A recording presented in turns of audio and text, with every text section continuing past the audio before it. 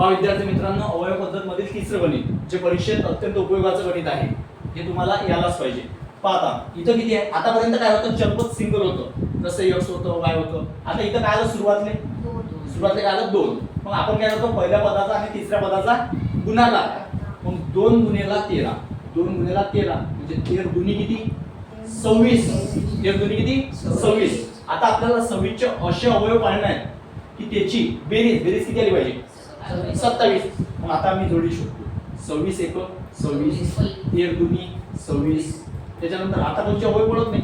ठीक आहे, 26 चे अवयव पडत नाही, दोनच आहेत. 26 एक 26, 13 दुनी 26. कारण आपल्याला गुणाकार केला तर 26 यायला पाहिजे.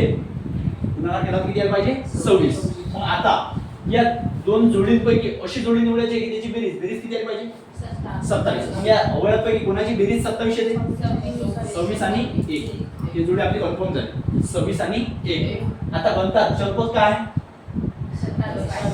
चलपद काय? चलपद y. म्हणून इथं y लावून द्यायचं.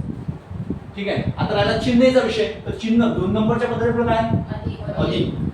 आणि याला बी अधिक, कारण अधिक 26 आणि 27. आता आपण पडतो 2y चा वर्ग अधिक 26y अधिक 1y नसता म्हणजे तो y लिहित असता अधिक समोर किती आहे? 13 बरोबर 0.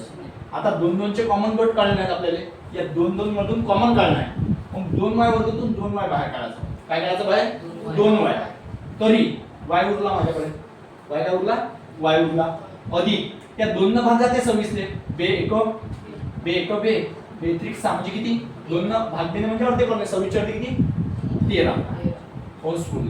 कारण याला जर गुणलं तर वरचं भेटायला पाहिजे. 2y गुणिले y, 2y चा वर्ग, 2y गुणिले 13 दुनी 26. हा y जसाचा तसा गुणाकार केला. नंतर आता y अधिक 13 याच्यात काही कॉमन निघते काय? कॉमन निघत नाही, कारण 13 आणि y चा काही हेच नाही ना, काही मेळ नाही. म्हणून y आणि 13 मध्ये कॉमन काही निघत नाही. अशा वेळेस कॉमन काही निघत नसते म्हणजे एक कॉमन निघत असते. काय निघते कॉमन? 1. आणि हाच कंस इकडे वस्तून घ्या. y अधिक 13 बरोबर 0. कारण 1 गुणिले y, 1y म्हणजेच y अधिक 13 1 13 म्हणजे आपल्याला गट व्यवस्थित भेटले. आता जो आपला कॉलम बनेला आहे तो कोणता आहे?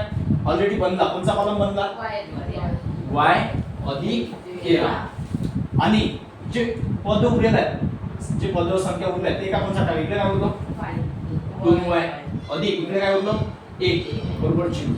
आता 2 गट करून घ्या. आपल्याला विद्यार्थी मित्रांनो पहा, याच्यात 2 किमती निघतात म्हणजे वर्ग समीकरणाचे 2 मूळ येतात. हे 2 किमती निघतील.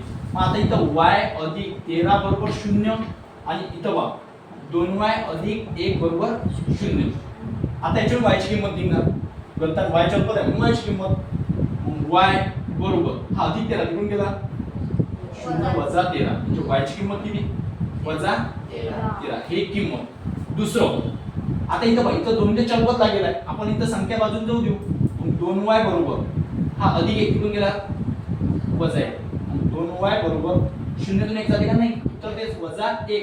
पण याच्यावरून y ची किंमत काढायची. आता इथं काय होतं? इथं फक्त संख्या होती, इथं चलपद आहे. मग आपण अशा वेळेस शिकलो y बरोबर वजा 1 त्याच्या जागेवर छेदात जातील 2 म्हणजे y ची दुसरी किंमत किती? y बरोबर वजा 1/2. पण विद्यार्थी मित्रांनो, अशा प्रकारे तुम्हाला परीक्षेत अत्यंत उपयोगी असं गणित ठरणार आहे. धन्यवाद.